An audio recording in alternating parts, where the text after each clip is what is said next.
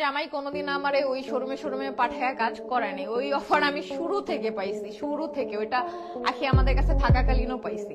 এগুলা আমার পছন্দ না, আমার হাজবেন্ডেরও পছন্দ না। আমার কি করবা, আমার নাম সব জায়গায় নিতে হবে, ঠিক আছে?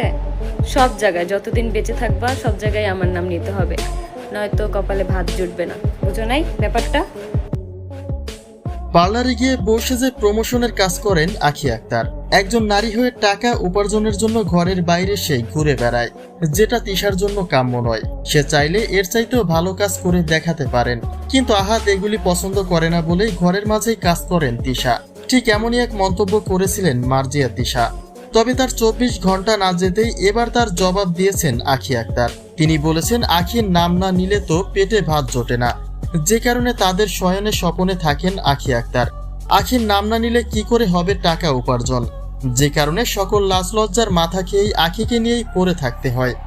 সব জায়গায় আমার নাম নিতে হবে, নয়তো কপালে ভাত জুটবে না। বুঝো নাই ব্যাপারটা? আহাদের সংসার ত্যাগ করার পরে যেন আগের চেয়ে আরো বেশি ভালো আছেন আখি আক্তার। তিনি অবশ্য বলেছিলেন, আহাদ তিশার আচরণ মানসিকভাবে তাকে অসুস্থ করে তুলেছে, যে কারণে সন্তান নিয়ে নিজের রাস্তা মেপেছেন আখি।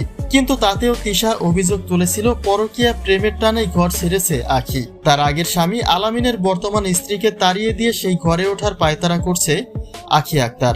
কিন্তু আখি ওদের সমালোচনাকে বুড়ো আঙুল দেখিয়ে দুর্বার গতিতে এগিয়ে যাচ্ছেন। বিভিন্ন শপিং মল হতে পার্লারের প্রমোশনের কাজগুলি এখন নিয়মিতই তার ক্যামেরায় দেখা যায়।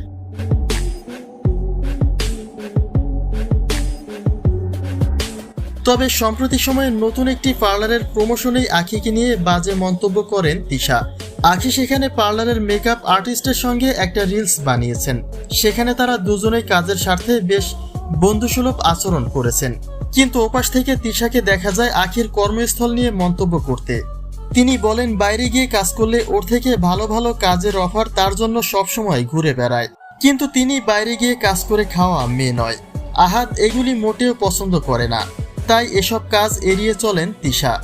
আর সেই কথার জবাবেই আখি বলেছেন, আখির নাম মুখে না তুললে তো ভাত জুটে না কপালে, যে কারণে তাদের শয়নে স্বপনে শুধুই আখি আক্তার।